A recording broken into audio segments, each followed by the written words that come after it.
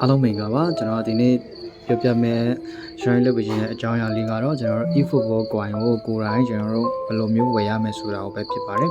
ကျွန်တော်တို့အရင်တုန်းကတော့ကျွန်တော် Channel Biget ဒီနဲ့အဲ့လိုမျိုးဝယ်လို့ရတာရှိတာပေါ့နော်အဲ့ဒါကြာပါပြီကျွန်တော်2018-19ဝန်းကျင်လောက်ကဖြစ်မဲ့ထင်တယ်ဗျဒီချာတော့မမှတ်မိတော့ဘူးအခုဝယ်မယ်ဆိုလို့ရှိရင်တော့မိတ်ဆွေတို့အနေနဲ့ဒီ Visa Gap တခြားဒီ budget gap လေးရှိထားမှအဆင်ပြေမှာပေါ့နော်မြန်မာနိုင်ငံကနေဆိုလို့ရှိရင်တော့ကျွန်တော် Air Bank Gap တွေနဲ့လည်းအဆင်ပြေတာတွေ့ရပါတယ်ဆိုတော့ဒီနေရာမှာကကျွန်တော်ကတော့ဒီ Visa Gap တစ်ခုနဲ့ကျွန်တော်ဝယ်ပြထားပဲဖြစ်ပါတယ်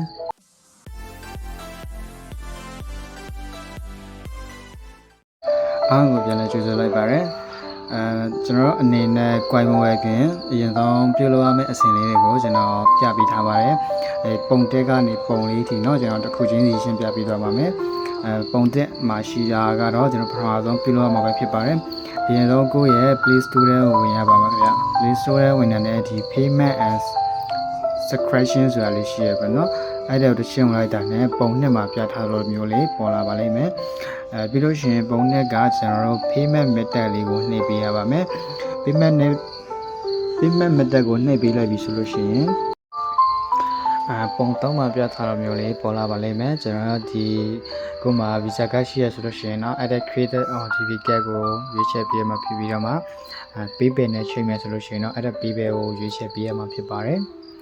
ကျွန်တော်ဒီဗီဒီယိုမှာတော့ကျွန်တော်တို့ credit card နဲ့ပဲချိန်ပြထားပါတယ်ကျွန်တော်တို့အနေနဲ့ credit card နဲ့ချိန်ဖို့အတွက်ပုံလေးကိုကြည့်ပေးပါ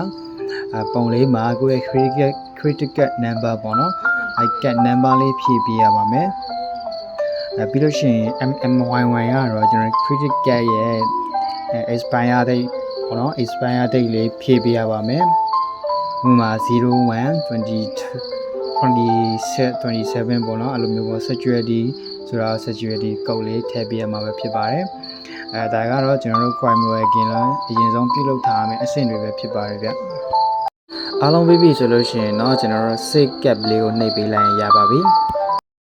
ဟုတ်ကဲ့ပါကျွန်တော်အရှိမကျွန်တော်ပြောခဲ့တဲ့အချက်လက်တွေပြုလုပ်ပြီးပြီဆိုလို့ရှိရင်တော့ဒီ eFootball တွေကိုဝင်ပြီးတော့မှကျွန်တော်တို့ coin ဝယ်လို့ရပါပြီဒါဆိုလို့ရှိရင်ကျွန်တော်ဒီမှာကိုယ့်ရဲ့ region line ကျွန်တော်တို့ဒီ dollar sign လေးတွေပြပေးထားပါတယ်ဒီကတော့အညံမှာ dollar sign မပြဘူးတခြား sign ပြတယ်ဆိုလို့ရှိရင်တော့region ပြန်ချိန်ပေးရတာပေါ့နော်ကျွန်တော်ကတော့ဒီ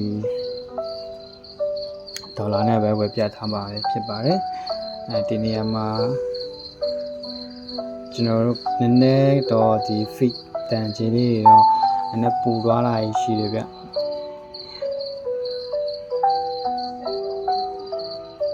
ဒါကတော့ကျွန်တော်လုံးဝလွယ်ကူပြီးတော့မှရွှေရှင်တဲ့နီလန်လေးပဲဖြစ်ပါတယ်မြန်မာနိုင်ငံကနေဝယ်မယ်ဆိုလို့ရှိရင်တော့ကျွန်တော်တို့ Air Bank နဲ့ချိန်ထားလိုက်ရင်တော့ပို့ပြီးတော့မှအဆင်ပြေပါတယ်တချို့ဆိုဒီနေရာမှာမြန်မာကျပ်နဲ့ပြပေးတာပေါ့နော်ဒီနေရာမှာကျွန်တော် coin 2130ကိုဝယ်ပြမှာဖြစ်ပါတယ်ဒီမှာကတော့ကျွန်တော်ရွေးချယ်စရာ function တစ်ခုရှိပါဒါကတော့ကိုအရင်ပထမ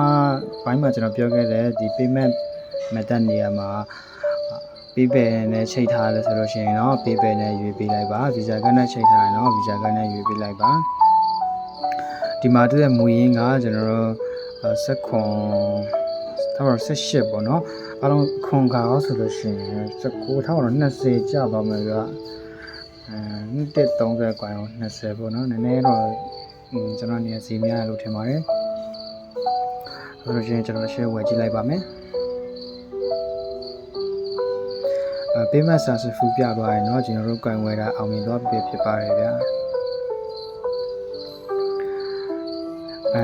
ဒီနီလန်လေးကတော့ကျွန်တော်တို့ဝင်ခွင့်ကုန်သွားတဲ့အခါမှာကျွန်တော်တို့ကိုမှ Visa Card ရှိရဆိုလို့ရှိရင်